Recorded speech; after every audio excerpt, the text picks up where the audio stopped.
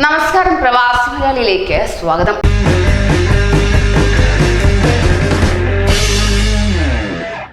പ്രവാസികളെ ഏറെ ഞെട്ടിക്കുന്ന വാർത്തയാണ് ഇപ്പോൾ പുറത്തു വരുന്നത്.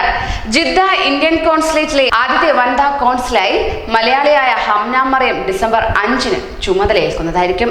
കൊമേഴ്സ്യൽ ഇൻഫർമേഷൻ ആൻഡ് പ്രസ് കോൺസുലായാണ് നിയമനം ലഭ്യമായിരിക്കുന്നത്.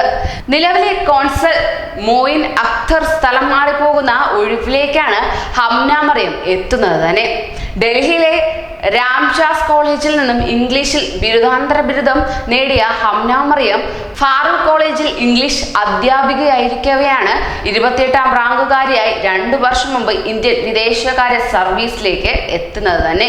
കോഴിക്കോട്ടെ ശിശുരോഗ വിദഗ്ധൻ ഡോക്ടർ TP അഷ്റഫിന്റെയും കോഴിക്കോട് മെഡിക്കൽ കോളേജിലെ ഫിസിയോളജിസ്റ്റ് ഡോക്ടർ PV ജൗഹറിയുടെയും മകളാണ്. 2017 IFS ബാച്ചുകാരിയാണ് ഹംന.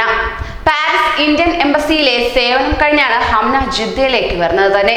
തെലങ്കാന കേഡറിലെ അബ്ദുൾ മുസമ്മിൽ ഖാനാണ് ഭർത്താവ്. അതോടൊപ്പം തന്നെ അടുത്ത സന്തോഷ വാർത്ത സൗദിയിൽ നിന്ന് തന്നെ പുറത്തു വരികയാണ്. ജിദ്ദയിലെ പുതിയ ഇന്ത്യൻ കോൺസൽ ജനറലായി ഡോക്ടർ സാദറി ആലം ചുമതലയേൽക്കുന്നതായിരിക്കും.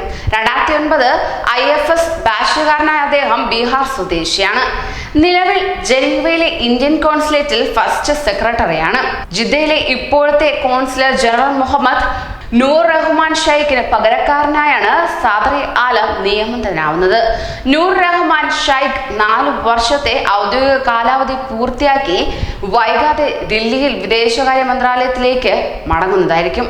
മുമ്പ് ഇന്ത്യൻ ഹജ്ജ് കോൺസുലായിരുന്ന മുഹമ്മദ് നൂർ റഹ്മാൻ ഷൈഖ് 2016-ലാണ് കോൺസൽ ജനറലായി ജിദ്ദ ഇന്ത്യൻ കോൺസുലേറ്റിലേക്ക് തിരിച്ചെത്തിയത് തന്നെ. അദ്ദേഹം എന്നാണ് ഇന്ത്യയിലേക്ക് മടങ്ങുന്നതെന്ന് ഇതുവരെ വ്യക്തമായിട്ടില്ല. അതുകൊണ്ട് തന്നെ ഡോക്ടർ സദറി ആലം വരുന്ന തീയതി സംബന്ധിച്ചും തീരുമാനമായിട്ടില്ല.